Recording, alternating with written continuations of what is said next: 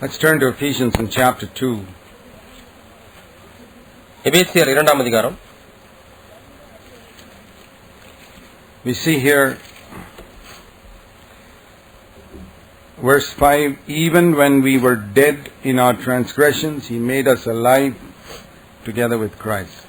5ஆம் வசனத்திலே பார்க்கிறோம், அக்கிரமங்களில் மரித்தவர்களாய் இருந்த நம்மை கிறிஸ்துவுடனே கூட உயிர்ப்பித்தார், கிருபையினாலே ரட்சிக்கப்பட்டீர்கள். So we have been thinking about the resurrection of Jesus Christ. இயேசு கிறிஸ்துவின் உயிர்த்தெழுதலை குறித்து நாம் தியானித்துக் கொண்டிருக்கிறோம். And the power of his resurrection. அவருடைய உயிர்த்தெழுதலின் வல்லமையை குறித்தும் தியானித்துக் கொண்டிருக்கிறோம். Notice what it says here.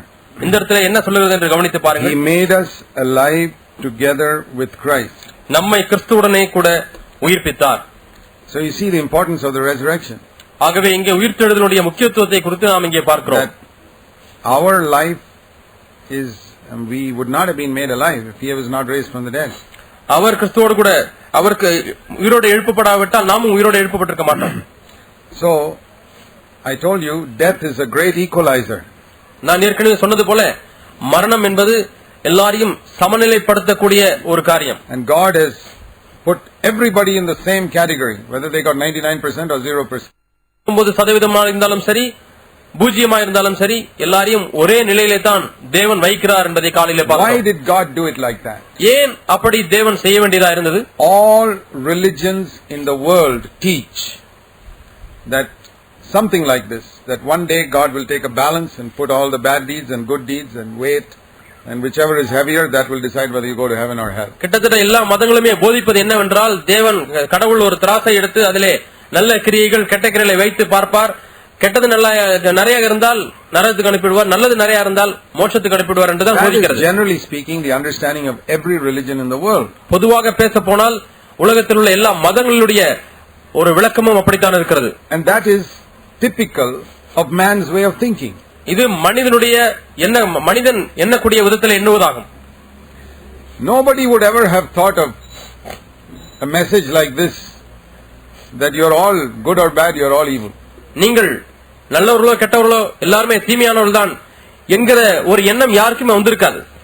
No religion in the world teaches what the Bible teaches in Isaiah 64:6, that even your good deeds are like filthy rags in God's eyes. உங்களுடைய நல்ல கிரியைகள் எல்லாமே தேவனுக்கு முன்பாக அழுக்கான கந்தையை போல இருக்கிறது என்று ஏசாயா 64ஆம் அதிகாரம் 6ஆம் வசனத்தை வாசிக்கிறது போல வேறு எந்த மதமும் போதிப்பதில்லை. That is because no religion knows God. அது ஏனென்றால் எந்த மதமும் தேவனை அறியவில்லை. And a lot of Christianity also, they don't know God. கிறிஸ்தவத்திலேயும் பெரும்பாலானவர்கள் தேவனை அறியாதவர்களாக இருக்கிறார்கள். Jesus Christ came and revealed what God was like. தேவன் எப்படிப்பட்டவர் என்பதை இயேசு கிறிஸ்து தான் வந்து வெளிப்படுத்தினார். And then after he went to heaven, the Holy Spirit has come to continue to reveal what God is. அவர் பரத்திற்கு ஏறி சென்ற பொழுது பரிசுத்த ஆவியானவர் வந்து தேவன் விரும்புவதை தொடர்ந்து வெளிப்படுத்த அவர் சித்தம் கொண்டிருக்கிறார். So in the Gospels, you have a revelation of God through Jesus Christ. சுவிசேஷங்களிலே இயேசு கிறிஸ்துவின் மூலமாக தேவனுடைய காரியத்தை நாம் பார்க்கிறோம். Then in all the epistles, you have a continuing revelation of God through the Holy Spirit. தொடர்ந்து நாம் நிருபங்களிலே பார்க்கும் பொழுது பரிசுத்த ஆவியானவர் மூலமாக நமக்கு கிடைக்கிற தேவனுடைய வெளிப்பாட்டை நாம் வாசிக்கிறோம். And this is all completely contrary to human ideas about God. தேவன் பேரிலே மனிதன் வைத்திருக்கிற அபிப்பிராயத்துக்கு முற்றிலும் மாறானதா இவைகள் எல்லாம் காணப்படுகிறது. In no religion in the world do you hear a religious leader getting up and telling the most religious people in his group, even the prostitutes and thieves will get into God's kingdom before you. எந்த மத தலைவராவது எழுந்து நின்று தன்னுடைய மதத்தை சேர்ந்தவர்களை பார்த்து, உங்களுக்கு முன்னாக ஆயக்காரர்களும் வேசிகளும் மிகவும் அதிகமாய் மதம் சார்ந்தவர்களை காட்டிலும் ஆயக்காரர்களும் வேசிகளும் பரலோகத்துக்கு சென்று விடுவார்கள் என்று யாராவது சொல்லியிருக்கிறார்களா? Only one person preached that message, that was Jesus Christ. இந்த செய்தியை பிரசங்கித்த ஒரே நபர் ஆண்டவராக இயேசு கிறிஸ்து மட்டுமே. Why did he say that? ஏன் அவர் அப்படி சொன்னார்? Was he saying that God loves prostitutes and thieves more than righteous people? நீதிமான்களை காட்டிலும் விபச்சாரிகளையும் வேசிகளையும் அதிகமாய் நேசிக்கிறாரா? Definitely not. இல்லை, கண்டிப்பாக இல்லை. God hates sin. தேவன் பாவத்தை வெறுக்கிறார். He hates even a small sin. சிறு பாவத்தை வெறுக்கிறார். Lusting with the eyes he hates. கண்களினால் இச்சிக்கிறதை வெறுக்கிறார். How can he love adultery and murder? எப்படி அவர் கொலை செய்தலையும் விபச்சாரத்தையும் அவர் நேசிக்க முடியும்? Then why did he say to these religious people in the synagogue, the prostitutes and cheats will go into God's kingdom? ஏமாற்றுக்காரரும் வேசிகளும் தேவனுடைய ராஜ்யத்துக்கு உங்களுக்கு முன்பாக சென்று விடுவார்கள் என்று ஏன் அந்த மத தலைவர்களை பார்த்து இயேசு சொல்லியிருக்க வேண்டும்? He was saying that those people have a greater awareness of their sin than you people. உங்களை காட்டிலும் அந்த ஜனங்களுக்கு தங்களுடைய பாவத்தை குறித்து அதிக ஒரு உணர்வு இருக்கிறது என்று சொல்ல வந்தார். Because they are aware of their sin, there's some possibility they'll turn to God and go to heaven.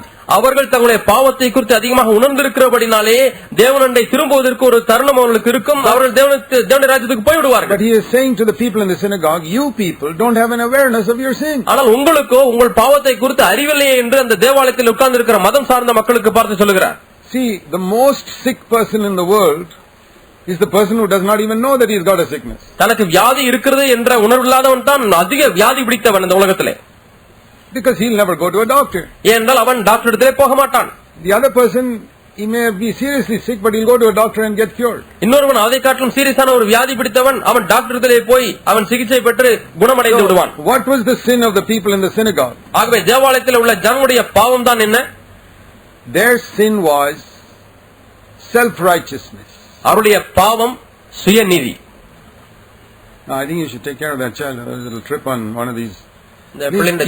Please keep your children with you and don't let them run around because they'll trip on these wires or something. இந்த வயர்ல தடிக்கை கீழே விழுந்து விடுவார்கள். ஆகவே பிள்ளைகளை உங்களுடைய பக்கத்திலே உங்களுடைய அருகாமையிலே வைத்துக் கொள்ளுங்கள். We love children, but if all the children start running around in the hall, it will be a tremendous problem. நாம் கண்டிப்பாக பிள்ளைகளை நேசிக்கிறோம். ஆனால் அதற்காக பிள்ளைகள் எல்லாரும் இந்த ஹாலை சுத்தி ஓடினால் அது சீர்குலைந்து விடும்.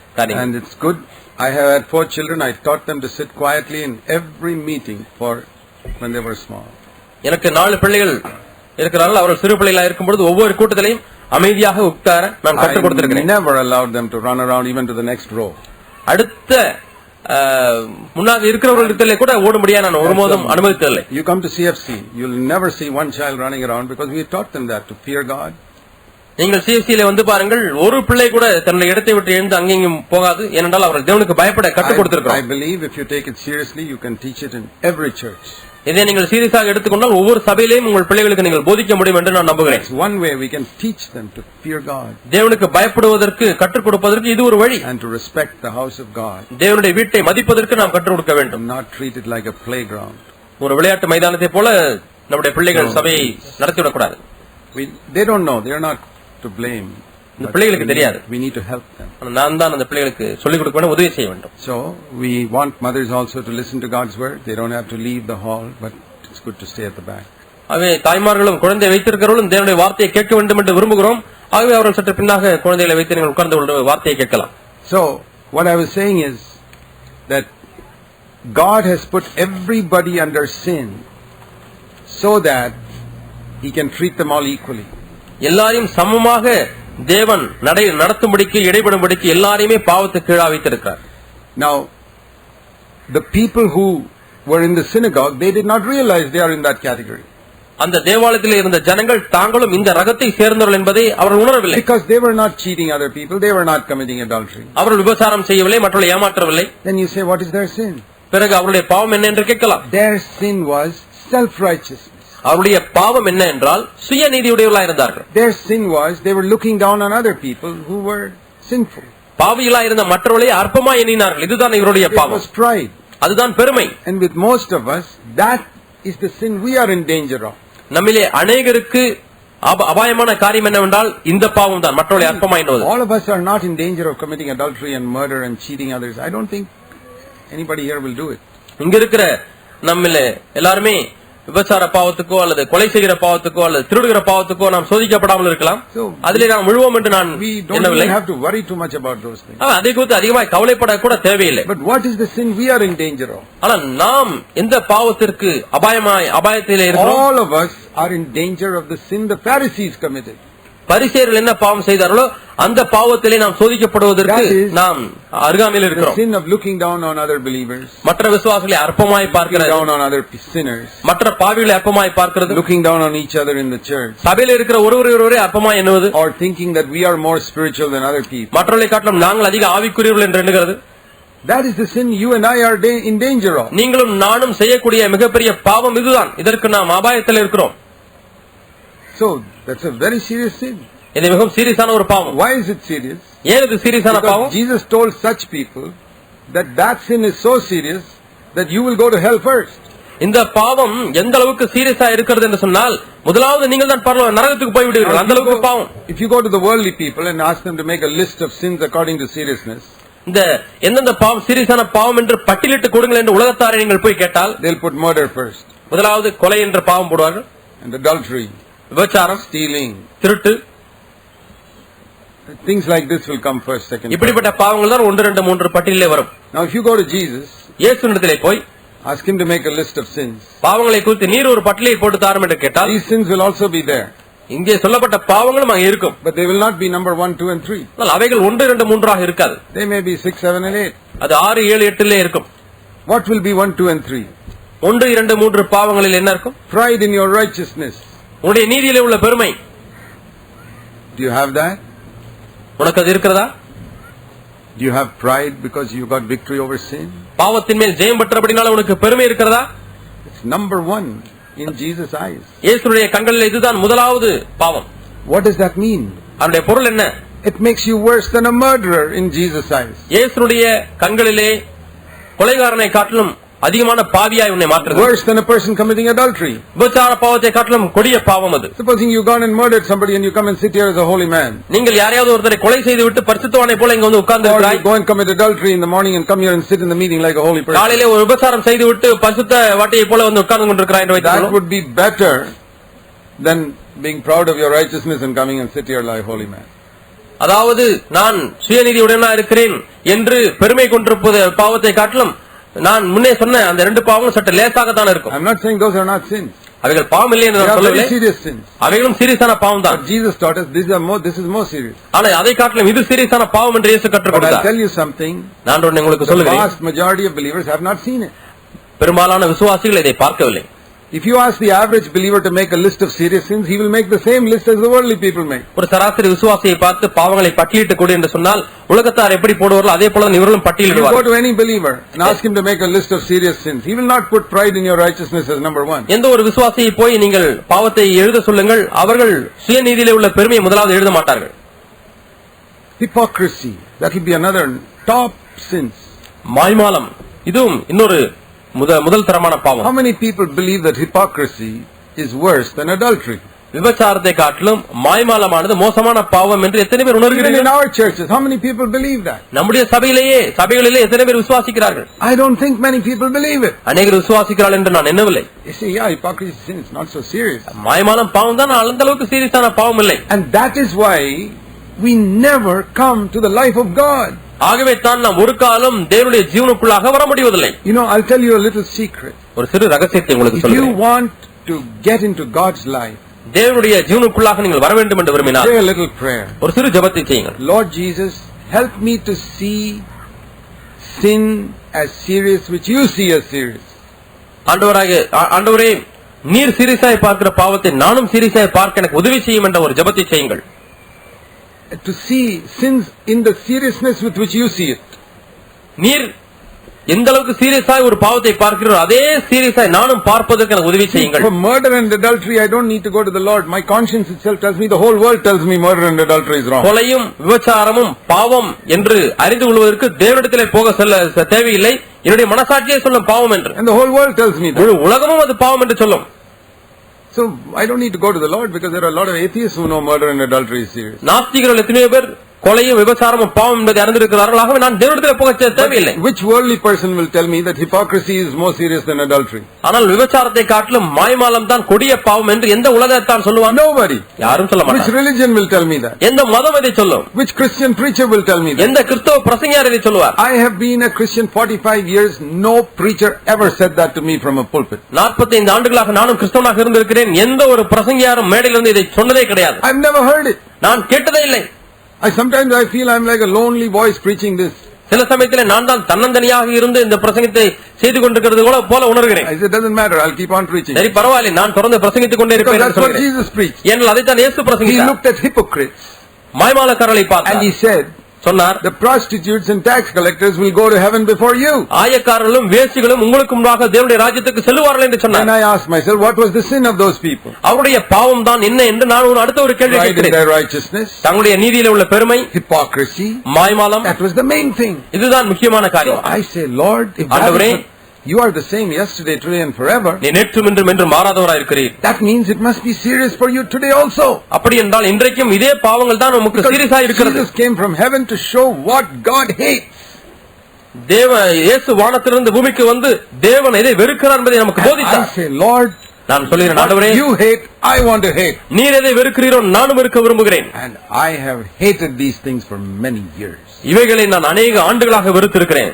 Do you hate murder and adultery? நீங்கள் கொலையையும் விபச்சாரத்தையும் வெறுக்கிறீர்களா? Good. நல்லதுதான். But it doesn't make you better than an atheist. ஆனால் நாத்திகனை காட்டிலும் உன்னை மேன்மையானவனாய் மாற்ற முடியாது. There are a lot of atheists who hate murder and adultery. கொலையும் விபச்சாரத்தையும் அநேக நாத்திகர்கள் கூட வெறுக்கிறார்கள். Do you hate telling lies? பொய் சொல்வது வெறுக்கிறாயா? I have personally met atheists who don't tell lies.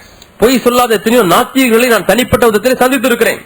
That doesn't make you better than that. அவர்களை காட்டிலும் பொய் சொல்லாமல் இருப்பது உன்னை மேன்மையானவனாய் மாற்றாது. But I have never met an atheist or a non-Christian who teaches that hypocrisy and pride in your righteousness are the most serious things. உன்னுடைய நீதியிலே இருக்கிறதான பெருமையும் மாய்மாலமும் சீரியஸான பாவம் என்று சொல்ல எந்த நாத்தியும் சொல்லவோ எந்த உலகத்தாலும் சொல்லவோ நான் கேட்டதே இல்லை. Light can only come from God's word and from heaven. ஏனென்றால் இந்த வெளிச்சமானது பரத்திலிருந்து மட்டுமே வேத வார்த்தையின் மூலமாய் மட்டுமே வரும். And I'll tell you, there are not many people preaching that. We are about the only ones who preach such truth. அநேகர் இதை பிரசங்கிப்பதில்லை. நாம் மட்டும்தான் இந்த சத்தியங்களை பிரசங்கித்துக் கொண்டிருக்கிறோம். But we have to keep preaching it. The whole of India must hear it. முழு இந்திய தேசம் இதை கேட்க வேண்டுமே. நாம் பிரசங்கித்துக் கொண்டே இருக்க வேண்டும். Because Jesus, he spoke more about this than he spoke about healing.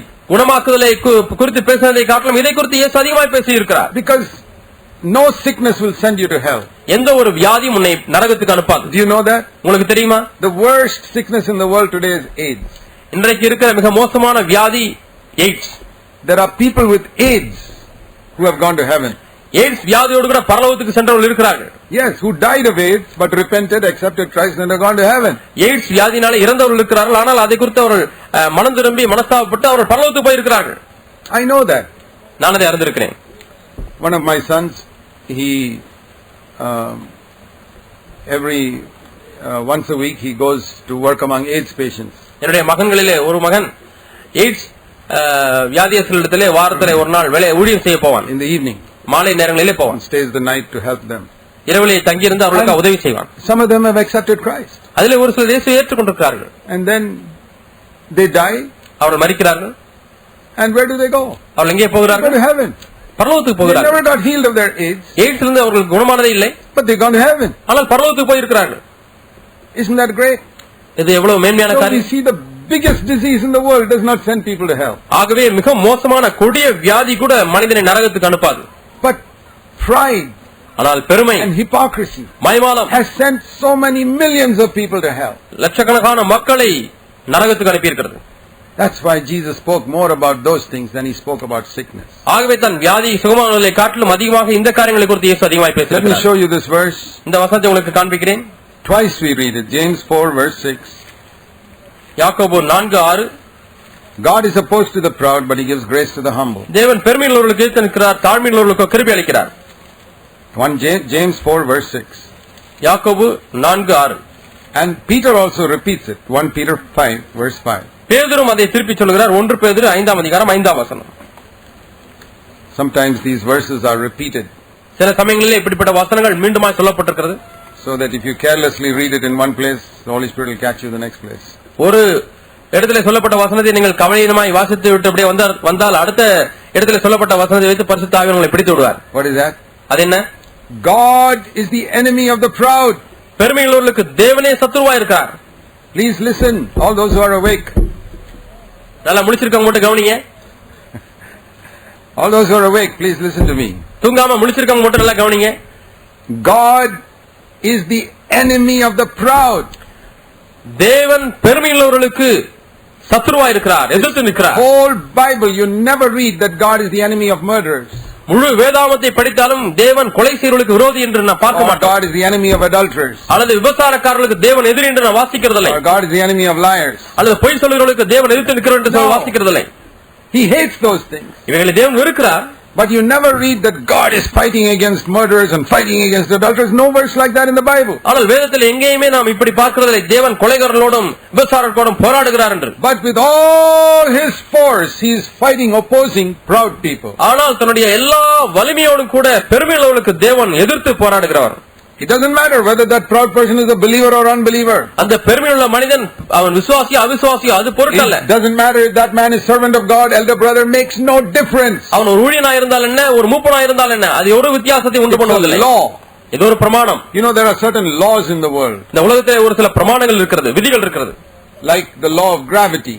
புவியீர்ப்பு விசை என்றதான ஒரு விதி. You go to the roof of the building and jump down, law of gravity will pull you down.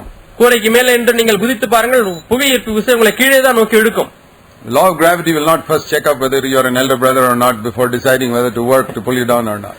புவியீர்ப்பு விசையானது சரி இப்ப குதிக்க போகிற மூப்பரா அல்லது சாதாரணமானவரா அல்லது நல்ல ஊழியரா அது சோதித்து பார்ப்பதில்லை. Are you a believer, unbeliever, it makes no difference. நீ விசுவாசியோ அவிசுவாசியோ அது வித்தியாசமே இல்லை, கீழே தான் விழுவீர்கள். It's like this electricity, that's a law. There are laws in electricity. இந்த மின்சாரத்திற்கு ஒரு பிரமாணம் உண்டு, ஒரு விதி உண்டு. You go and put your hand inside the plug point. அந்த பிளக் பாயிண்ட்ல ரெண்டு கை உள்ள விடுங்க. Plug point is not bothered whether you are elder brother or believer or holy man or anything. Nothing, makes no difference. Plug பாயிண்ட்க்கு கையை விடுற மூப்பரா அல்லது மூத்த சகோதரரா விசுவாசியா அது பொருட்டு அதுக்கு தெரியாது. Law is the same. எல்லாருக்கும் சரி பிரமாணம் ஒன்றுதான். God is the enemy of the proud. பெருமையுள்ளவருக்கு தேவனே விரோதி.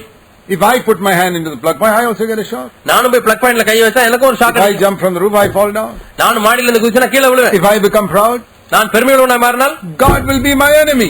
தேவன் எனக்கு விரோதியா இருப்பார். It doesn't matter if I've served God for 50 years. 50 வருஷம் தேவனுக்கு ஊழியம் செய்திருந்தால் என்ன? The moment I begin to think I'm somebody, நான் யாரோ ஒருவன் என்று என்ன ஆரம்பித்த பொழுது down on someone else, நான் இன்னொருவரை அற்பமாய் பார்க்கும்போது God will push me back with all his might. தேவன் தம்முடைய முழு சக்தியோடு கூட என்னை பின்னே தள்ளி விடுவார். The same God who was pushing me forward now suddenly turns around and pushes me back. அதே தேவன் என்னை முன்னோக்கி தள்ளினாரே அதே தேவன் திடீரென்று இப்பொழுது என்னை பின்னோக்கி தள்ளுகிறார். I say to you, my dear brothers and sisters, அருமையான சகோதர சகோதரிகளே, உங்களை பார்த்து சொல்கிறேன், there is one sin you must be careful about. Be careful about pride. நீங்கள் மிக மிக ஜாக்கிரதையா இருக்க வேண்டிய ஒரு பாவம் இருக்குமேயானால் அதான் பெருமை என்கிற பாவம். That is why God has made the way of salvation like this. ஆகவே தான் தேவன் ரட்சிப்பின் வழியை இப்படி செய்திருக்கிறார். So that nobody can stand in heaven and boast, see how I got here by living a holy life. யாருமே பரலோகத்திலே போய் பார்த்தீங்களா நான் எப்படி நல்ல ஒரு வாழ்க்கை வாழ்ந்து பரலோகத்துக்கு வந்து விட்டேன் என்று ஒருத்தரும் பெருமை பாராட்டக்கூடாது என்று தான் அப்படி செய்தார். அது கூடாத காரியம். That will be like the man without the wedding garment. அது கல்யாண வஸ்திரம் தரித்திராமல் அந்த விருந்துக்கு வந்து உட்கார்ந்த மனிதனை போல ஒருவன் இருப்பான். Be kicked out straight away. அவன் உடனடியாக உதைத்து தள்ளப்படுவான்.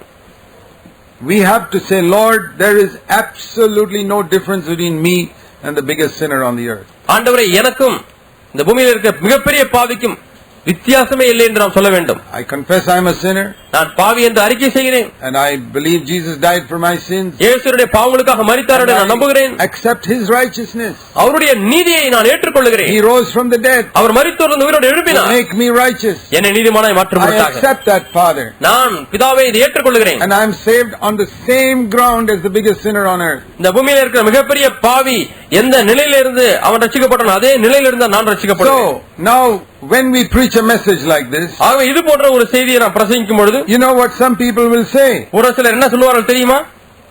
We read in Romans 6. ரோமர் 6ஆம் அதிகாரத்திலே வாசிக்கிறோம். First of all, it says Romans 6 verse 1, what shall we say then? Shall we continue in sin that grace may increase?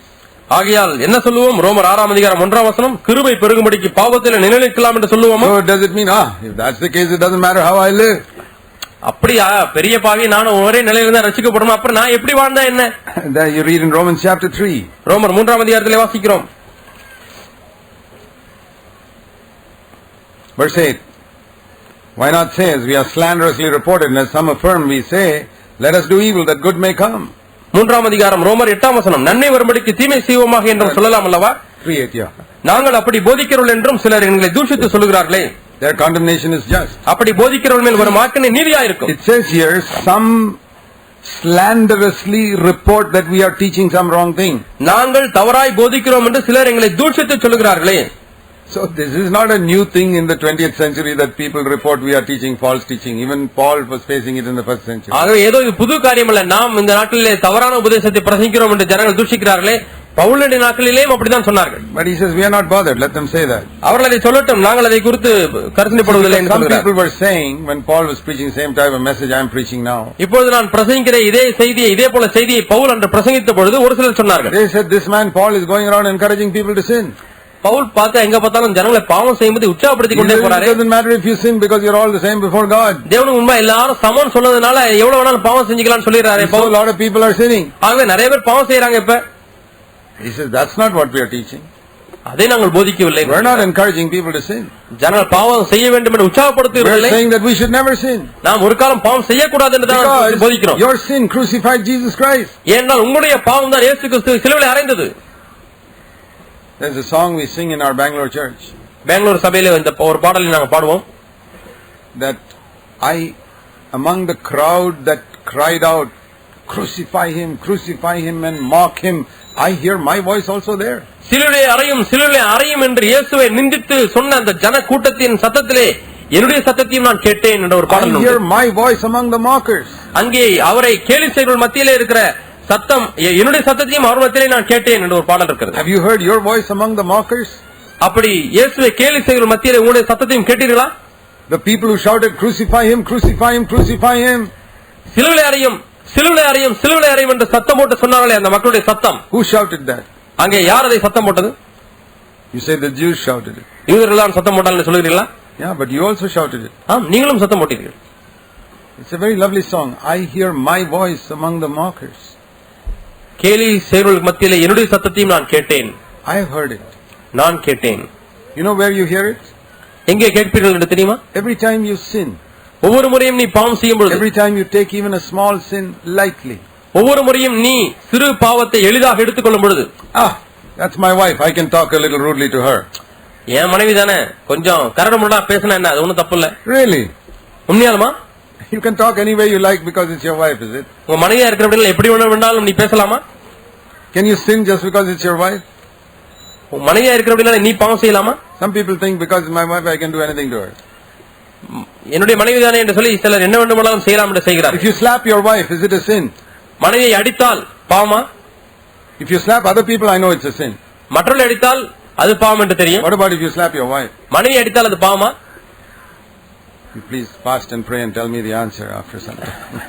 உபவாசம் பண்ணி நன்றாக ஜெபித்து இந்த கேள்விக்கு பதிலை சொல்லுங்கள். It doesn't matter who it is you sin against. யாருக்கு விரோதமாய் நீங்கள் பாவம் செய்தாலும் அது பொருட்டல்ல. பாவம் என்பது சீரியஸான காரியம். I speak rudely to my wife. என் மனைவிக்கு விரோதமாய் நான் காரசாரமாய் பேசினாலே பாவம். அதை நான் சீரியஸா எடுக்காவிட்டால், I don't go and apologize to her. நான் அவளிடத்திலே இப்ப மன்னிப்பு கேட்காவிட்டால், did you hear that? கேட்டீர்களா? I don't go and apologize to her for speaking rudely to her. மண்ணிடத்திலே மிகவும் கரடுமுரடாய் பேசின, கடினமாய் பேசினபடினாலே அவளிடத்திலே போய் நான் மன்னிப்பு கேட்காவிட்டால், rudely to a brother I'll go and do apologize. ஒரு சகோதரன்ட்ட ரொம்ப காரசாரமா பேசிட்டு அவர்ட்ட போய் மன்னிப்பு கேட்கணும். Speak rudely to my wife, I don't apologize. நான் மனைவியிடத்துல காரசாரமா பேசிட்டா மன்னிப்பு கேட்க தேவையில்லை. ஏன்? That's my wife. என் மனைவி தானே. Not serious. அவ்வளவு சீரியஸ் அல்ல. There. அங்கே you must hear your voice among the mockers. Crucify him, crucify him. அவரை சிலுவையில் அறையும் என்று சொல்லுகிற உன்னுடைய சத்தத்தை நீ அங்கே கேட்கிறாய். What is that? அது என்ன? You are taking sin lightly. பாவத்தை மிகவும் எளிதாய் எடுத்துக் கொள்ளுகிறாய். And that is the sin for which Jesus died. இந்த பாவத்திற்காக தான் இயேசு மரித்தார். You know why Jesus had to hang on the cross? இயேசு ஏன் சிலுவையில் தொங்க வேண்டியிருந்தது தெரியுமா? Because you spoke rudely to your wife, he had to hang on the cross. நீ மண்ணிடத்திலே காரசாரமாய் பேசினபடினாலே அவர் சிலுவையில் தொங்க வேண்டியிருந்தது. And you are too proud to go and apologize to your wife. Jesus said, okay, I'll die on the cross for him. மனைவியிடத்திலே போய் மன்னிப்பு கேட்பதற்கு முடியாத அளவுக்கு நீ பெருமையுள்ளவனாய் இருக்கிறாய். சரி, இவனுடைய பாவத்துக்காக நான் மரிக்கட்டும் என்று அவர் மரித்தார். இதை பார்த்தீர்களா? Have you seen he came to hang on the cross because you were too proud to go and apologize to your wife? உன்னுடைய மனைவியிடத்திலே போய் மன்னிப்பு கேட்க கூடாத அளவுக்கு நீ பெருமையுள்ளவனாய் இருந்தபடினாலே அவர் சிலுவையில் தொங்க வேண்டியதா இருந்தது என்பதை அறிந்து கொண்டாயா? Or you sister, you were too proud to go and apologize to your husband? அல்லது சகோதரிகளே, உங்களுடைய புருஷனிடத்திலே நீங்கள் காரசாரமாய் பேசினபடினாலே மன்னிப்பு கேட்க கூடாத அளவுக்கு பெருமையா இருந்திருக்கிறீர்கள். Jesus says, Father, that sister is too proud to go and apologize to her husband. That's a terrible sin. She should go to hell, but let me go and die. I'll save her from hell. இயேசு பிதாவிற்கு சொல்கிறார், பிதாவே, இந்த சகோதரி தன்னுடைய புருஷனிடத்திலே போய் மன்னிப்பு கேட்பதற்கு முடியாத அளவுக்கு பெருமையா இருக்கிறாய், பெருமையா உள்ளவளா இருக்கிறாள். அவள் நரகத்துக்கு தான் போக வேண்டும், ஆனால் அவள் போக கூடாது. அதற்கு பதிலாக நான் சிலுவையை மரிக்கிறேன். Let me die. Don't send her to hell. Let me die. அவளை தயவு செய்து நரகத்துக்கு அனுப்பிவிடாதும், அவளுக்கு பதிலாக நான் மரிக்கிறேன். Have you seen sin like that? பாவத்தை இப்படி பார்த்திருக்கிறீர்களா? If you didn't do that, he wouldn't have to die. இதை நீ செய்யாவிட்டால் அவர் மரித்திருக்க தேவையில்லை. He would not have to die if nobody sinned. யாருமே பாவம் செய்யாவிட்டால் அவர் மரித்திருக்க தேவையில்லை. I tell you, there are very, very few believers in my life I have met who really take every single sin seriously. ஒவ்வொரு பாவத்தையும் மிகவும் சீரியஸா எடுக்கக்கூடிய வெகு சிலரையே நான் வாழ்க்கை முழுவதுமாய் பார்த்திருக்கிறேன். Most people, even in our churches, they take sin so lightly. நம்முடைய சபைகளில் கூட அநேக பாவத்தை மிகவும் எளிதா We எடுத்திருக்கிறார்கள். talk so much about holiness and so many things. பரிசுத்தத்தை குறித்து மற்றவர்களை குறித்து அதிகமாய் பேசுகிறார்கள். So we're not talking about taking sin lightly. ஆனால் பாவத்தை எளிதா எடுத்துக்கொள்வதை பற்றி நான் பேசுவதில்லை. Sin is very serious. பாவம் என்பது மிகவும் சீரியஸான ஒன்று. I get light on myself every day. ஒவ்வொரு நாளும் என்னுடைய பாவத்தை குறித்து என்னை குறித்து நான் வெளிச்சம் வருகிறேன். I repent every day of my life. என்னுடைய வாழ்க்கையின் ஒவ்வொரு நாளிலேயும் நான் மனம் திரும்புகிறேன். I can't think of a single day in this year 2004 when I have not repented. இந்த 2004ஆம் வருஷத்திலே நான் மனம் திரும்பாத ஒரு நாளை கூட என்னால் எண்ணி பார்க்க Not முடியாது. even one day. ஒரு நாள் கூட Every day God is giving me light. ஒவ்வொரு நாளும் தேவன் எனக்கு வெளிச்சத்தை கொடுக்கிறார். To me that is the mark of God's love for me. என்னை பொறுத்தவரை தேவன் என்னை நேசிக்கிறார் என்பதற்கு இதுதான் அடையாளம். Small little thing here. சிறு காரியம். Some small thing there. அங்கே ஒரு காரியம். I say, Lord, how much you love me. ஆண்டவரே நீ எந்த அளவுக்கு என்னை நேசிக்கிறீர். He's giving me private tuition. அவர் எனக்கு பிரைவேட் கோச்சிங் டியூஷன் கொடுக்கிறார். No, not like that. Right like அப்படி இல்ல இப்படி எழுதுப்பா. How good. என்ன நல்ல தேவன். How good God is. அவர் எவ்வளவு நல்ல தேவன். Small little mistake he'll immediately correct it. சின்ன தப்பு பண்ணாலும் இப்படி இல்லப்பா இப்படி பா என்று சொல்லி அவர் கரெக்ட் பண்ணுகிறார். He won't wait till next week to tell me. அடுத்த வாரம் சொல்லலாம் என்று சொல்லி காத்திருக்க மாட்டார். இல்லை. Does God speak to you like that? இது போல தேவன் உன்னோடு கூட பேசுகிறாரா? He is willing to speak to you if you are willing. நீ மட்டும் கேட்பதற்கு உள்ளவளாய் இருந்தால் அவர் பேசுவதற்கு ஆயத்தமுள்ளவராய் இருக்கிறார். You are too proud to listen to him. He won't speak to you. ஆனால் கேட்க கூடாத அளவுக்கு பெருமையுள்ளவனாய் இருந்தாயானால் அவர் உன்னிடத்திலே பேச மாட்டார். God is the enemy of proud people. பெருமையுள்ளவர்களுக்கு தேவன் விரோதியா இருக்கிறார். People who are proud of their holiness, தங்களுடைய பரிசுத்தத்தை குறித்து பெருமை proud of their Bible knowledge, வேத அறிவை குறித்து பெருமைப்படுகிறார்கள். proud of being senior members in the church. சபையில் நான் தான் சீனியர் என்று பெருமை பாராட்டுகிறார்கள். What is seniority? சீனியரிட்டி எல்லாம் என்றால் என்ன? You mean you came at the first hour unlike these people who came at the 11th hour? 11ஆம் மணி நேரத்தில் வந்தவர்களை போல அல்லாதபடி முதல் மணி நேரத்திலே நான் வந்த கூலியாளர் என்கிறாயா? Brothers and sisters, don't be proud of that. சகோதர சகோதரியே இதை குறித்து நீ பெருமையா இருக்க வேண்டாம். Always think of yourself as the last person in the church. சபையிலே நான் தான் கடைசி ஆள் என்றதான உணர்வு உனக்கு இருக்கட்டும். Lord, I am nobody. ஆண்டவரே நான் யாரும் இல்லை. It's not difficult to think that. இதை நாம் எண்ணுவது கஷ்டமான காரியம் அல்ல. When I realize that everything I am is by the grace of God. நான் இப்பொழுது இருக்கிற சகல காரியமும் தேவ கிருபையினாலே இருக்கிறேன் என்று நான் உணர்ந்தால். See, it says in 1 Corinthians 4. 1 கொரிந்தியர் 4ஆம் அதிகாரத்திலே பார்க்கிறோம். And verse 7. 7ஆம் வசனம். Who regards you as superior? உன்னை விசேஷித்தவனாகும்படி செய்கிறவர் யார்? 1 கொரிந்தியர் 4:7. Question. Who regards you as superior? இது ஒரு கேள்வி. உன்னை விசேஷித்தவனாகும்படி செய்கிறவர் யார்? What is the answer? பதில் என்ன? Maybe you yourself. You regard yourself as superior to others. ஒருவேளை நீயே உன்னை விசேஷித்தவனாகும்படி செய்கிறாய். Maybe some foolish believers around you also think that you are superior to others. நீ மற்றவர்களை காட்டிலும் மேன்மையானவன் என்று ஒரு சில புத்தீனமான விசுவாசிகளும் எண்ணிக்கொண்டிருக்கிறார்கள். But does God think you are superior to others? ஆனால் தேவன் நீ மற்றவர்களை காட்டிலும் விசேஷித்தவன் என்று எண்ணுகிறாரா? What do you think? Yes or no? ஆண்டவரே மற்றவர்களை காட்டிலும் நீங்கள் விசேஷித்தவன் என்று எண்ணுகிறாரா தேவன்? God think you are superior to other people in the church? சபையிலே மற்றவர்களை காட்டிலும் நீதான் விசேஷித்தவன் என்று தேவன் எண்ணுகிறாரா? Two people feel that God does not think they are superior. இரண்டு பேர் தேவன் விசேஷித்தவன் எண்ணுகிறதில்லை என்று சொல்கிறார்கள். Does God think you are superior? நீ விசேஷித்தவன் என்று மற்றவர்களை காட்டிலும் நீ விசேஷித்தவன் என்று தேவன் எண்ணுவாரா? No. இல்லை. At least some are awake. அல்லது கொஞ்சம் பேர் முழிச்சிட்டு இருக்கீங்க. God considers us just the same. தேவன் நாம் எல்லாரும் ஒன்றாக இருக்கிறோம் என்று தான் நினைக்கிறார். ஒரே வரி தான் நினைக்கிறார். He says. அதுக்கு பிறகு சொல்கிறார். Wonderful verse. அருமையான வசனம். What do you have that you did not receive? உனக்கு உண்டாயிருக்கிறவைகளில் நீ பெற்றுக்கொள்ளாதது யாது? Just stop for a moment and think of that verse seriously. கொஞ்ச நேரம் எடுத்து இந்த வசனத்தை கொஞ்சம் சீரியஸா யோசித்து பாருங்க. Some of you are quite good looking. உங்களில் ஒரு சிலர் பார்ப்பதற்கு நல்ல சாயலா இருக்கிறீர்கள். Did you make your face or did God make your face? உங்க முகத்தை நீங்களே இப்படி செஞ்சுக்கிட்டீங்களா அல்லது ஆண்டவர் உங்களை முகத்தை உண்டாக்குனாரா? Are you proud of it? அதை குறித்து நீங்கள் பெருமையா இருக்கிறீங்களா? Some people are proud that I am little fairer than somebody else. மற்றவரை காட்டும் எனக்கு கொஞ்சம் கலர் நல்லா இருக்குன்னு சொல்லி சில பேர் நினைக்கிறாங்க, பெருமையா இருக்காங்க. Who painted your color? உங்களுடைய முகத்துக்கு கலர் பூசினது யார்? He never made a mistake. அவர் ஒருபோதும் தவறு செய்யவில்லை. I don't believe God made any mistake in anything. எந்த ஒரு காரியத்திலும் தேவன் தவறு செய்திருக்கிறார் என்று நான் நினைவதே கிடையாது. I started losing my hair when I was 22. எனக்கு 22 வயசு ஆகும்போது தலையில இருந்து முடி விழ ஆரம்பிச்சிருச்சு. I was not even married. அப்ப எனக்கு கல்யாணமே ஆகல. I didn't get upset. எனக்கு நான் மனசு வருத்தப்படல. I said, a woman who marries me for my hair, I don't want to marry that woman in any case. என் தலை முடிக்காக ஒருவர் என்னை கல்யாணம் பண்றேன்னு வந்தா அவள் எனக்கு வேண்டாம் என்று சொல்லிவிட்டேன். But God is the one. I don't have a complaint against God about anything the way He made me. அவர் என்னை உண்டாக்கின விதத்திலே எந்த விதத்திலும் தேவன் மேல எனக்கு ஒரு குறையே கிடையாது. What have you got which you did not receive? நீங்கள் பெற்றுக்கொள்ளாதது ஏதாவது உங்களுக்கு இருக்கிறதா? Some of us have got more intelligence than other people. நம்மள ஒரு சிலருக்கு மற்றவர்களை காட்டிலும் கொஞ்சம் அறிவு இருக்கிறது. That is God's gift. அது தேவனுடைய ஈவு. God has given me some intelligence. தேவன் எனக்கு சொல்ல புத்தியை கொடுத்திருக்கிறார். What for? எதற்காக? It's not for me to use for myself. எனக்காகவே பயன்படுத்த முடியாது அல்ல. It's not for me to become some big man in the world. உலகத்திலே பெரிய ஆளாகணும்ன்றதுக்காக நான் பயன்படுத்தணும்னு சொல்லி ஆண்டவர் கொடுக்கவில்லை. He gave me that gift so that I can use it for Him. அது அவருக்காகவே பயன்படுத்த முடியாது. அவர் அந்த வரத்தை எனக்கு கொடுத்தார். I'm 65 years old and I'm pretty good health. எனக்கு 65 வயதாகிறது. நான் நல்ல ஆரோக்கியமுடையவனா இருக்கிறேன். Who gave it to me? எனக்கு அது யார் கொடுத்தது? I know people who are 40 years old who are sick. 40 வயசு ஆகும்போதே வியாதிப்படுறவங்களை நான் அறிஞ்சிருக்கிறேன். I am not better than them. அவர்களை காட்டிலும் நான் மேன்மையானவன் அல்ல. It is God who has given me something. எனக்கு தேவன் தான் ஒன்றை கொடுத்திருக்கிறார். What for? எதற்காக? To use for Him. அவருக்காகவே அதை பயன்படுத்த. God has given me some money. கொஞ்சம் பணத்தை தேவன் எனக்கு கொடுத்திருக்கிறார். What for? எதற்காக? So that I can use it for Him. அதை அவருக்காகவே பயன்படுத்த. God has given me some understanding of the Bible. வேதத்தை குறித்த ஒரு விளக்கத்தை தேவன் எனக்கு கொடுத்திருக்கிறார். Just for me to be holy. நானே பரிசுத்தமடைய வேண்டும் என்ற இந்த வேத விளக்கங்களை எனக்கு கொடுத்திருக்கிறார். மற்றவர்களுக்கு போதிக்கும்படியாக. God has given me a gift. எனக்கு ஒரு வரத்தை கொடுத்திருக்கிறார். Maybe a gift to speak. பேசும்படியான ஒரு வரம். What is that for? அது எதற்காக? To make money? பணம் சம்பாதிப்பதற்காக? இல்லை. To get honor? கனத்தை பெறுவதற்காக?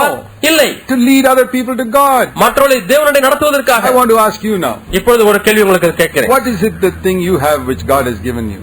தேவன் உங்களுக்கு கொடுத்த காரியம் என்ன சொல்லுங்கள் பார்ப்போம். Everything you have God has given you. உங்களுக்கு இருக்கிற ஒவ்வொன்றுமே தேவன் கொடுத்ததுதான். Can you tell me one thing in your life which you produced yourself? நீங்களாகவே உண்டாக்கின ஏதாவது ஒரு காரியத்தை சொல்லுங்க பாப்போம். Well, you say I earned my money in my work hard and வேலை செஞ்சு கஷ்டப்பட்டு பணம் சம்பாதிக்கிறேன்னு சொல்லலாம். Yeah, but you could have been paralyzed 6 years ago and you wouldn't have earned anything. 6 வருஷத்துக்கு முன்னாடியே உனக்கு முடக்குவாதம் வந்திருந்தால் நீ படுத்து கொண்டு தான் இருப்பாய். இப்பொழுது சம்பாதிக்க மாட்டாய். You think you earned by your cleverness? உன்னுடைய புத்திசாலித்தனத்தால தான் நான் வேலை செஞ்சு சம்பாதிக்கிறேன் இவ்வளவு சம்பளத்தை அப்படி நினைக்கிறியா? Think of so many people are sacked from their job for some false charge. You could have some false charge could have been put against you in your office. You would have been sacked long ago. எவ்வளவு பேர் நினைச்சு பாருங்க, பொய் குற்றம் சாட்டி வேலையை விட்டு நீக்கிட்டாங்க. உங்க மேல யாராச்சும் பொய் குற்றம் சாட்டி இருந்தா எவ்வளவு எப்பயும் உங்களை வேலையை விட்டு விரட்டி இருப்பாங்க. Be thankful to God for every little thing. ஒவ்வொரு சிறு காரியத்துக்காகவும் நீங்கள் தேவனுக்கு நன்றியுள்ளவர்களாக இருக்க வேண்டும். Are your children believers? உங்களுடைய பிள்ளைகள் விசுவாசிகளா இருக்கிறார்களா? That is also not your cleverness, my brother. என் சகோதரனே, அது உன்னுடைய புத்திசாலித்தனம் அல்ல. I know my children are believers because of God's mercy and because they grew up in a good church. எனக்கு தெரியும் என்னுடைய பிள்ளைகள் ஏன் விசுவாசிக்கிறார்கள் என்று. அது தேவனுடைய இரக்கத்தினாலேயும் நல்ல ஒரு சபையில வளர்ந்தபடினாலேயும். Because there were some good young brothers in our church. எங்களுடைய சபையிலே நல்ல சில வாலிபர்கள் மாதிரியா இருந்தபடினாலே. Don't take credit for anything in your life. உங்களுடைய வாழ்க்கையில எதற்காகவும் நீங்களே நான் தான் அதுக்கு பாத்திரவான் என்று எண்ண வேண்டாம். You did not receive. நீ பெற்றுக்கொள்ளாதது எது உனக்கு உண்டாயிருக்கிறது? If you have a big problem with pride, பெருமையிலே உனக்கு பெரிய பிரச்சனை இருக்குமேயானால், you write this verse in big letters and keep it some place where you'll always see it, maybe in front of your bathroom mirror or something. உங்களுடைய பாத்ரூம்ல இருக்க கண்ணாடிக்கு முன்னாடியாவது ஏதாவது ஒரு இடத்துல இந்த வசனத்தை நல்லா டைப் பண்ணி நீங்க அத ஒட்டி வச்சிருங்க, எழுதி ஒட்டி வச்சிருங்க. Because that is one mirror is one thing we all see every day. ஏன்னா கண்ணாடியை நம்ம ஒரு நாளும் பார்க்காம இருக்கிறது இல்ல. Even the days we forget to read the Bible, we'll always look in the mirror to see. வேதம் வாசிக்க மறந்தா கூட கண்ணாடியை பார்க்க மறக்கிறது இல்ல. So don't put it in your Bible, you may not read it one day. அது எழுதி பைபிள்ல வைக்க வேண்டாம், சில சமயத்துல வாசிக்காம போயிடுங்க. Put it in the mirror, you see that every day. நீங்க கண்ணாடிக்கு முன்னாடி ஒட்டி வச்சிருங்க, தினமும் கண்ணாடியை பார்க்கறீங்க. What have you got which you did not receive? உனக்கு உண்டாயிருக்கிறவைகளிலே நீ பெற்றுக்கொள்ளாதது யாது? That will humble you in the morning itself. காலையிலே உன்னை தாழ்த்தி விடும். அது you walk in humility throughout the day. நாள் முழுவதும் தாழ்மையிலே நடப்பீர்கள். You will get tremendous grace every day. ஒவ்வொரு நாளும் அதிகமான கிருபையை பெற்றுக்கொள்வாய். I feel so sad.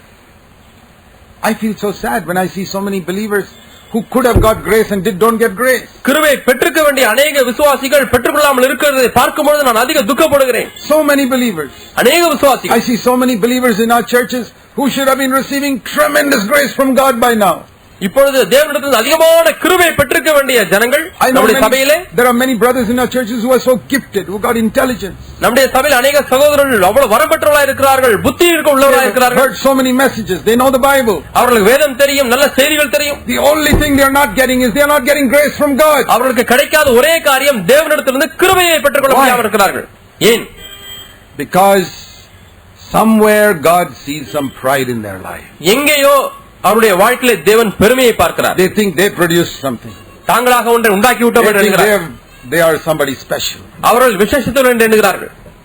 Yeah, we are all special. நாம் எல்லாரும் விசேஷித்தவர்கள். I am a special child of God and you are also a special child of God. நான் தேவனுடைய விசேஷித்த பிள்ளை, நீங்களும் தேவனுடைய விசேஷித்த பிள்ளை. I am like the apple of God's eye and you are also like the apple of God's eye. நான் தேவனுடைய கண்மணியை போல இருக்கிறேன், நீங்களும் தேவனுடைய கண்மணியை போல இருக்கிறீர்கள்.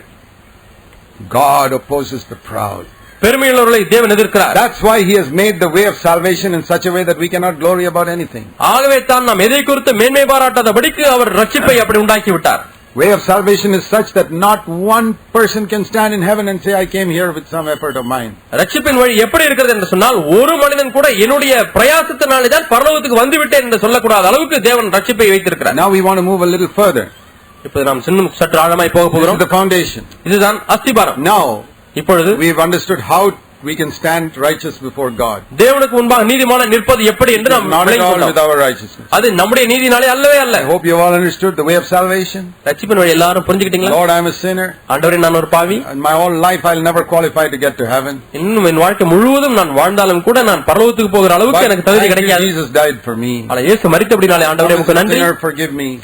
ஆண்டவரே, நான் ஒரு பாவி, என்னை மன்னியும். Clothe me with the righteousness of Christ. கிறிஸ்துவுடைய நீதினாலே என்னை தரிப்பியும். Now the next thing God wants to do, அடுத்த காரியம் நாம் என்ன செய்ய வேண்டும் என்று தேவன் விரும்புகிறார்? victory over sin.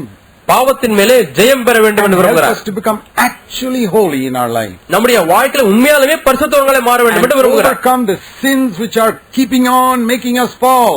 நம்மை தொடர்ந்து விழச் செய்து கொண்டே இருக்கிற அந்த பாவத்தை மேற்கொள்ளும்படியாய் தேவன் விரும்புகிறார். Is there some sin which is always making you fall? எப்பொழுதுமே உன்னை விழச் செய்கிற பாவம் ஏதாவது உண்டா? More than other sins. மற்ற பாவங்களை காட்டிலும் sin which is making you fall all the time. எப்பொழுதுமே உன்னை விழச் செய்து கொண்டே இருக்கிற ஒரு பாவம் இருக்கிறதா உன் வாழ்க்கையிலே?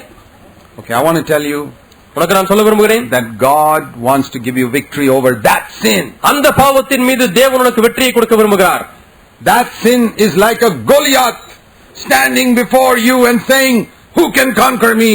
என்னை யார் வெற்றி பெற முடியும் என்று சொல்லுகிற கோலியாத்தை போல அந்த பாவம் உனக்கு விரோதமாய் வந்து நின்று சவால் எடுக்கிறது. Is there some sin like that in your life you're always falling into?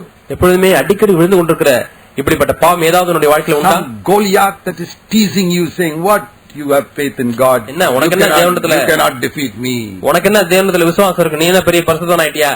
என்னை ஒரு கால நீ தோற்கடிக்க முடியாது. கோலியாத்தை போல பாவனை வந்து சொல்லிக் கொண்டே இருக்கிறது. Go and talk about victory over sin in the church, but I am ruling your life. நீ சபையில வேண்டுமானாலும் பாவத்தின் மீது வெற்றியை குறித்து பேசலாம், ஆனால் நான் தான் உன்னை ஆண்டு கொண்டிருக்கிறேன் என்று சொல்லுகிற பாவம் இருக்கிறதா? Now who is going to defeat this Goliath? இந்த கோலியாத்தை யார் இப்பொழுது போய் தோற்கடிக்க போகிறார்? Bible says all of Israel was afraid. முழு இஸ்ரவேலும் பயந்து நடுங்கியது என்று வேதம் சொல்கிறது. He kept on shouting, where is your God? உங்களுடைய தேவன் எங்கே என்று கோலியாத் சத்தம் போட்டான். I believe in many believers' lives there is one sin that stands up like that and says, where is your God? அநேக விசுவாசிகளுடைய வாழ்க்கையிலே ஒரு பாவம் கோலியாத்தை போல நின்று கொண்டு உன்னுடைய தேவன் எங்கே என்று கேட்கிறது. One young boy, David was concerned. தாவீது என்கிற ஒரு இளம் பையன், அவனுக்கு கரிசனை வந்தது. He was not the most muscular man in Israel. அவன் இஸ்ரவேலிலே திடகாத்திரமான ஒரு மனிதன் அல்ல. All 17-year-old thin boy. 17 வயது நிரம்பிய ஆட்டடியன். But he said, this man is dishonoring God. இந்த மனிதன் தேவனை தூஷிக்கிறான். We cannot allow him to keep on shouting like this and dishonor the God of Israel. எப்படி அவன் தொடர்ந்து சத்தம் போட்டு தேவனை கனவீனம் பண்ணுகிறதை ஒரு காலம் அனுமதிக்க முடியாது என்று சொன்னார். That concern made him go in faith against that. அந்த கரிசனை தான் விசுவாசத்தோடு கூட முன்னேறி செல்ல அவனை உந்தி தள்ளியது. It's not faith first. முதலாவது விசுவாசம் என்பதல்ல, concern first. முதலாவது வரக்கூடியது கரிசனை. How dare this man defy the God of Israel? இஸ்ரவேலின் தேவனை இந்த மனுஷன் எப்படி தூஷிக்க முடியும்? The God of Israel who defeated Pharaoh and all these mighty kings in past years, how can this man defy him now? பார்வோனையும் எவ்வளவோ வல்லமையான ராஜாக்களையும் அழித்த அந்த தேவன் சேனைகளின் தேவனாய் கர்த்தருடைய நாமத்தை இந்த மனிதன் எப்படி தூஷிக்க முடியும் என்று கேட்டான். When God says I need one man to trust me, then only I can. இதுபோல நம்பக்கூடிய ஒரு மனுஷன் எனக்கு வேணும், அப்போதான் நான் கிரியை செய்ய முடியும் என்று ஆண்டவர் சொல்கிறார். Boy says, I'm a small boy, Lord, but I'll trust you. ஆண்டவரே, நான் ஒரு சின்ன பையன், ஆனா உம்மை நான் நம்புகிறேன் என்று தாவீது வந்தான். And he brought deliverance for Israel that day. அந்த நாளிலே இஸ்ரவேலுக்கு மீட்பை கொண்டு வந்தான். 17-year-old boy. 17 வயது பையன். Do you think he knew the Bible better than Eli and all the other people? ஏலியை காட்டிலும் மற்றவர்களை காட்டிலும் இவனுக்கு வேதம் நன்றாக அறிந்திருந்தானா? No. இல்லை. He was the one who brought deliverance. ஆனால் அவன் தான் விடுதலையை கொண்டு வந்தான். And you could be a young boy. நீ ஒரு வாலிபனாய் இருக்கலாம்.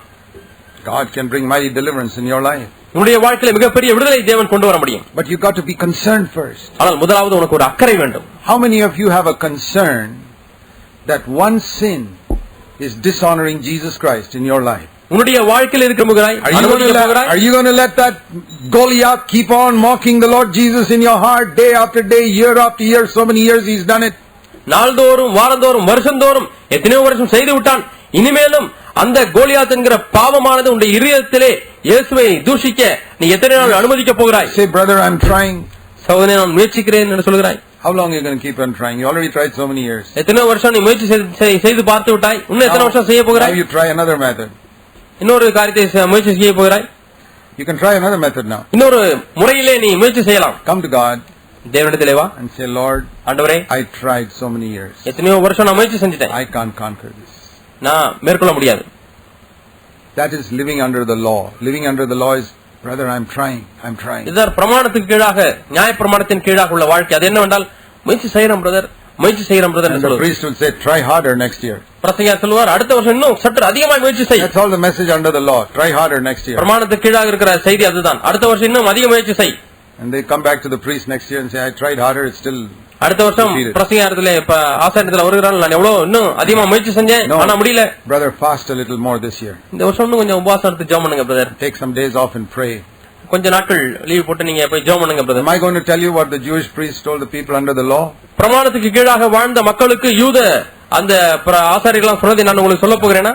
I'm not a Jewish priest. நான் ஒரு யூத ஆசாரியன் கிடையாது. I'm a servant of Jesus Christ. இயேசு கிறிஸ்துவின் ஊழியக்காரன். I'll tell you something better. நான் மேன்மையான ஒரு ஊழியம் உங்களுக்கு சொல்கிறேன். Good news. நல்ல செய்தி. You can never overcome it. நீ மேற்கொள்ளவே முடியாது. Don't waste your time. உன்னுடைய காலத்தை, நேரத்தை, சக்தி வீணாக்க வேண்டாம். You can never overcome it. நீ ஒரு காலம் மேற்கொள்ள முடியாது. You try all your life, your boat will still be empty without any fish. நீ வாழ்க்கை முழுவதுமாய் பிரயாசம் எடுத்தாலும் உன்னுடைய படகு வெறுமையாகத்தான் இருக்கும், மீனே கிடைக்காது. Just like you could not forgive your own sins. உன்னுடைய சொந்த பாவங்களை எப்படி நீயே மன்னிக்க முடியாதோ, somebody else forgave your sin. யாரோ ஒருவர் தான் உன்னுடைய பாவத்தை மன்னித்தார். That same person has to give you victory also. அதே நபர் தான் உனக்கு வெற்றியும் கொடுக்க முடியும். Now you go to Jesus. Say, Lord, I have tried so many years to overcome this. ஆண்டவரே, இதை மேற்கொள்வதற்கு எத்தனையோ வருஷம் பிரயாசம் எடுத்து விட்டேன். I can't do it. என்னால செய்ய முடியாது. I remember there was a brother I could not love. ஒரு சகோதரனை என்னால நேசிக்க முடியாமல் இருந்தது எனக்கு ஞாபகத்துக்கு வருகிறது. I'll tell you the truth, Lord. ஆண்டவரே, நான் உண்மையை உங்ககிட்ட சொல்றேன் ஆண்டவரே. I'm supposed to love that person, but I don't love that. அவரை நேசிக்கணும்னு எனக்கு தெரியுது, ஆனா என்னால நேசிக்க முடியல ஆண்டவரே. But I'll tell you, I want to love him. ஆனா அவரை நான் நேசிக்கணும் விரும்புறேன். But I can't. ஆனா என்னால முடியல ஆண்டவரே. I'm not going to try. நான் முயற்சி செய்ய போவதில்லை. I tried, I couldn't. ஏற்கனவே நான் முயற்சி செய்து விட்டேன், என்னால முடியவில்லை. அதை விட போறேன் ஆண்டவரே. I give up. நான் விட்டுறேன். I'm not giving up saying I want to love him. I still want to love him. நான் அவரை நேசிக்க போகிறேன் என்ற காரியத்தை நான் விட்டுவிட போவதில்லை. நான் தொடர்ந்து சொல்லுகிறேன், நான் நேசிக்க விரும்புகிறேன். But I can't do it. என்னால செய்ய முடியாது. Now Lord, you do it in me. இப்பொழுது ஆண்டவரே, நீங்க என்கிட்ட செஞ்சிருங்க. நீர் write your law in my heart and mind. உம்முடைய பிரமாணத்தை என்னுடைய இதயத்தில் எழுதும் ஆண்டவரே. That is the new covenant. இதான் புதிய உடன்படிக்கை. Old covenant was try little harder next time. பழைய உடன்படிக்கை அடுத்த வருஷம் அதிகமா பிரயாசம் எடு. Fast, brother. சகோதரனே, உபவாசத்தை ஜெபம் பண்ணுங்க. Pray with few other people. இன்னும் கொஞ்சம் பேரோட சேர்ந்து ஜெபம் பண்ணுங்க. God. தேவனை நோக்கி கதறுங்க. Are you having problem with sexual sin? பாலியல் உறவிலே பிரச்சனை இருக்கிறதா அல்லது பாவம் இருக்கிறதா? Take cold water baths. பச்சை தண்ணில குளிங்க daily. This is not these are all worldly techniques. இவைகளெல்லாம் உலக பிரகாரமான What am I going to tell you? நான் உங்களுக்கு என்ன சொல்ல போகிறேன்? You can't make it, brother. Cold water bath or anything, you will not make it. பச்சை தண்ணி குளிச்சாலும் எந்த தண்ணி குளிச்சாலும் உங்களுக்கு விடுதலை கிடைக்காது சகோதரனே. You need to come to Jesus and say, Lord, I can't do it. என்னால முடியாது என்று இயேசுவிடத்தில் வந்து நீ சொல்ல வேண்டும். Lord, ஆண்டவரே, write your laws of purity. பரிசுத்தம் என்கிறதான பிரமாணத்தை என் உள்ளத்தில் எழுதும். My heart. என் உள்ளத்தில் எழுதும். Write your laws of love in my heart. அன்பின் பிரமாணத்தை என் உள்ளத்தில் எழுதும் ஆண்டவரே. Write your laws of humility in my heart. தாழ்மையின் பிரமாணத்தை உள்ளத்தில் எழுதும் ஆண்டவரே. Do it, Lord. I can't do it. நீங்க செய்யுங்க ஆண்டவரே, என்னால முடியாது. You who wrote on the rocks in the time of Moses, write it in my heart. நாட்களிலே பாறையிலே எழுதின தேவன், even if my heart is hard like rock, you can write it there. அந்த பாறையை போல என் இதயம் கடினமா இருந்தாலும் அதிலேயும் நீர் எழுத முடியும் ஆண்டவரே. Lord, I believe you'll do it. நீர் அதை செய்வீர் என்று நம்புகிறேன். And that's what your word says. அதைத்தான் நம்முடைய வசனம் சொல்கிறது. When you go to God, it's good to go with a promise. நீங்கள் தேவனிடத்தில் எப்பொழுதெல்லாம் போகிறீர்களோ ஒரு வாக்குத்தத்தத்தோடு போவது நல்லது. Here is the promise. Hebrews chapter 8. இங்கே ஒரு வாக்குத்தத்தம் இருக்கிறது. எபிரேயர் 8ஆம் அதிகாரம். New covenant. புது உடன்படிக்கை. Verse 10. 10ஆம் வசனம். This is the covenant I will make with them in the house of Israel those days. I will put my laws into their minds. I will write them upon their hearts. அந்த நாட்களுக்கு பின்பு நான் இஸ்ரவேல் குடும்பத்தாரோட பண்ண உடன்படிக்கையாவது என்னுடைய பிரமாணங்களை அவருடைய மனதிலே வைத்து அவருடைய இருதயங்களிலே அவைகளை எழுதுவேன். Who is going to write it on my heart? 8ஆம் அதிகாரம் 10ஆம் வசனம். யார் இதை மனதில் எழுத போகிறார்? Jesus. இயேசு. By the Holy Spirit. பரிசுத்த ஆவியானவர் மூலமாக. I say, Lord, here my heart is open. அங்க ஆண்டவரே இதே என் இதயம் திறந்திருக்கிறது. Many years ago I asked you to come and cleanse my heart of sin. அநேக ஆண்டுகள் முன்பதாக என் உள்ளத்திலே வந்து என் பாவங்களை எல்லாம் கழுவும் என்று சொன்னேன். Did he do it? அவர் அதை செய்தாரா? Of course he did it. ஆமாம் அவர் செய்தார். Now I again open my heart. இப்பொழுது மீண்டும் என் உள்ளத்தை திறக்கிறேன். Lord, now another thing you got to do. ஆண்டவரே இப்பொழுது நீ இன்னொரு காரியத்தை செய்ய வேண்டும். Write your law upon my heart. உம்முடைய பிரமாணத்தை என் உள்ளத்தில் எழுதும் ஆண்டவரே. Your law is, உம்முடைய பிரமாணம் என்ன? Don't lust with your eyes. உன் கண்களிலே இச்சிக்க வேண்டாம். I want that, Lord. அந்த பிரமாணம் என் உள்ளத்தில் எழுதப்படட்டும். Write it on my heart. உள்ளத்தில் எழுதும் ஆண்டவரே. That from my heart this mighty power comes up to control my eyes. இந்த இதயத்திலிருந்து வல்லமையான பலன் வந்து என்னுடைய கண்களை கட்டுப்படுத்துகிறது. Lord, your law is that I should control my tongue. என்னுடைய நாவை கட்டுப்படுத்த வேண்டும் என்பது உம்முடைய பிரமாணம். Write it on my heart. உள்ளத்தில் எழுதும் ஆண்டவரே. God does it and this mighty power comes up to control my tongue. தேவன் அதை எழுதுகிறார். என்னுடைய நாவை அடக்குவதற்கு இப்போது வல்லமையான பலன் என்னுடைய நாவை கட்டுப்படுத்துகிறது. God's law is that I must love others. தேவனுடைய பிரமாணம் நான் மற்றவர்களை நேசிக்க வேண்டும். Writes this law in my heart. அவருடைய பிரமாணங்கள் உள்ளத்தில் எழுதுகிறார். Mighty power comes up.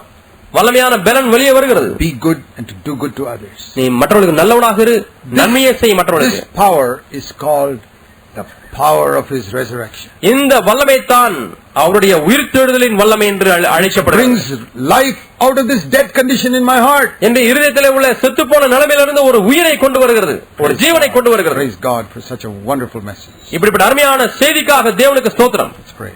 நாம் ஜெபிப்போம். Pray that little prayer. சிறு ஜெபத்தை செய்யுங்கள். Lord, ஆண்டவரே, I can never make it. நானாக இதை செய்ய முடியாது. I cannot do it even if I try for 100 years. 100 வருடம் இப்பொழுது நான் முயற்சி செய்தாலும் என்னால் முடியாது ஆண்டவரே. It's no use telling me to do it. I cannot do it. இதை செய் ஆண்டவரே என்று என்னிடத்தில் சொல்லுவதில் பிரயோஜனமே இல்லை. என்னால் செய்யவே முடியாது ஆண்டவரே. Even if I hear a message for 100 years, I can't do it. 100 வருடம் இப்படிப்பட்ட செய்தியை கேட்டாலும் ஆண்டவரே என்னால் செய்ய முடியாது. I confess it. நான் இதை அறிக்கை செய்கிறேன். This Goliath is too strong for me. ஆண்டவர் என்னை பொறுத்த மட்டும் இந்த Goliath வலிமையுள்ளவன். He is dishonoring you in my life. என்னுடைய வாழ்க்கையிலே அவன் உம்முடைய நாமத்தை கனவீனப்படுத்துகிறான். This secret sin other people don't know in my life, it is dishonoring you in my life. மற்றவர்களுக்கு தெரியாத இந்த ரகசிய பாவமானது ஆண்டவரே என்னுடைய வாழ்க்கையில இருந்து கொண்டு உம்முடைய நாமத்தை தூஷித்துக் கொண்டே இருக்கிறதே. But Lord, ஆனால் ஆண்டவரே, do a miracle. ஒரு அற்புதத்தை செய். Write your law in my heart. உம்முடைய பிரமாணத்தை என் உள்ளத்தில் எழுதும். I open my heart completely. என் உள்ளத்தை ஆண்டவரே முழுமையாக உமக்கு திறந்து கொடுக்கிறேன். Let your Holy Spirit work in me. பரிசுத்த ஆவியானவர் எனக்குள்ளாய் கிரியை செய்யட்டும். Write your law. உம்முடைய பிரமாணத்தை எழுதும் ஆண்டவரே. Love, அன்பின் பிரமாணத்தை எழுதும். purity, பரிசுத்தத்தின் பிரமாணத்தை எழுதும். and give me that mighty power of his resurrection. அவருடைய உயிர்த்தெழுதலின் அந்த வல்லமை எனக்கு தாரும். To love people. ஜனங்களை நேசிப்பதற்கு. Be pure with my eyes and my tongue. என்னுடைய கண்களிலேயும் என்னுடைய நாவிலேயும் சுத்தமுள்ளவனாய் இருப்பதற்கு. Humble myself. என்னை தாழ்த்துவதற்கு. To recognize that I have nothing which you did not give me. நீர் எனக்கு கொடுக்காத ஒன்றும் என்னிடத்தில் இல்லை என்பதை உணர்ந்து கொள்வதற்கு. Do a work in me, Lord. என்னை ஒரு கிரியை செய்ய மாட்டவரே. Write your law in my heart and make me like Jesus. ஆண்டவரே உம்முடைய பிரமாணத்தை என்னுடைய உள்ளத்தில் எழுதி என்னை இயேசுவைப் போல மாற்றும். I am willing to pay any price for that. இதற்காக எவ்வளவு விலையானாலும் செலுத்த ஆயத்தமாய் இருக்கிறேன் ஆண்டவரே. I am willing to humble myself any extent for this. எந்த அளவுக்காகிலும் ஆண்டவரே என்னை தாழ்த்துவதற்கு இதற்காக ஆயத்தமாய் இருக்கிறேன். I am willing to ask forgiveness from anybody in the world. இந்த உலகத்தில் யாரிடத்தில் வேண்டுமானாலும் மன்னிப்பு கேட்பதற்கு ஆயத்தமாய் இருக்கிறேன். I want to be like Jesus. நான் இயேசுவை போல இருக்க விரும்புகிறேன். I want to be pure. நான் சுத்தமுள்ளவனாய் இருக்க விரும்புகிறேன். I want to be filled with your love. உம்முடைய அன்பினாலே நிறைக்கப்பட்டவனாய் இருக்க விரும்புகிறேன். Forgive me, Lord, my pride. என்னுடைய பெருமை எனக்கு மன்னியும் ஆண்டவரே. So many years you wanted to give me grace, you could not give me. அநேக ஆண்டுகளாக எனக்கு கிருபை கொடுக்க நீ நினைத்திருந்தும் உம்மாலே கொடுக்க முடியவில்லை. It's going to be different from today. இன்றையிலிருந்து ஆண்டவரே என்னுடைய வாழ்க்கை வித்தியாசமாய் மாறப் போகிறது. I'm going to walk the way Jesus walked. இயேசு நடந்த வழியிலே நான் நடக்க போகிறேன். Way of humility. தாழ்மையின் பாதையிலே நடக்க போகிறேன். Help me, Lord. எனக்கு உதவி செய்யும் ஆண்டவரே. Thank you, Lord. You're going to do a miracle in many lives today. இன்றைக்கு ஆண்டவரே அநேகருடைய வாழ்க்கையிலே ஒரு அற்புதத்தை செய்கிறபடியால் நமக்கு ஸ்தோத்திரம் ஆண்டவரே. You'll do it. நன்றி ஆண்டவரே, நீ செய்ய போகிறீர். In Jesus' name. இயேசுவின் நாமத்தில் பிதாவே. Amen. ஆமென்.